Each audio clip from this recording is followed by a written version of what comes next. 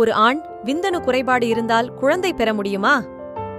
மேலுக்கு விந்தணுக்கள் எதுவுமே இல்லைன்னா கூட அவரோட விதையிலிருந்து விந்தணுக்கள் எடுத்து எங்களோட குரு மருத்துவமனையில் எத்தனையோ பேருக்கு குழந்தைகள் பிறந்திருக்கு. அது தவிர விந்தணுக்கள் சுத்தமாக அது மூவே ஆகலை, எல்லாமே இம்மோட்டைலாக இருக்குது, மொட்டிலிட்டி இல்லை அப்படிங்கிற பட்சத்தில் 100% இம்மோட்டைல் அப்படிங்கிற விந்தணுக்களையும் எடுத்து அதற்கான சிகிச்சை கொடுத்து அவங்களோட ஜெனட்டிக் சைல்டை எங்களோட குரு ஹாஸ்பிட்டல்ல இருந்து ட்ரீட்மெண்ட் எடுத்து கொண்டு போயிருக்கிறாங்க.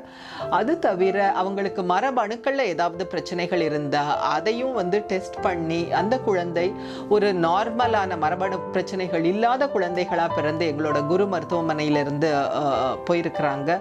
எங்களோட 25 years of experience இந்த ஃபீல்டில் அது தவிர அட்வான்ஸ் டெக்னிக்ஸ் எல்லாமே எங்களோட குரு ஹாஸ்பிட்டலில் இருக்குது.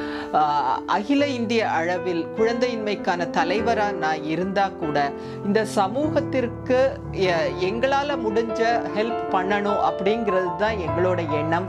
இந்த மேல்ஸுக்குள்ள பிரச்சனைகளுக்கு நிறைய சலுகை கட்டணங்கள் எங்களோட குரு மருத்துவமனையிலிருந்து கொடுத்துருக்குறோம். அது வெப்சைட்டில் இருக்குது. ஸோ இது எல்லாத்தையுமே யூட்டிலைஸ் பண்ணி நீங்களும் தந்தையாகலாம். தொடரட்டும் உங்கள் தலைமுறை.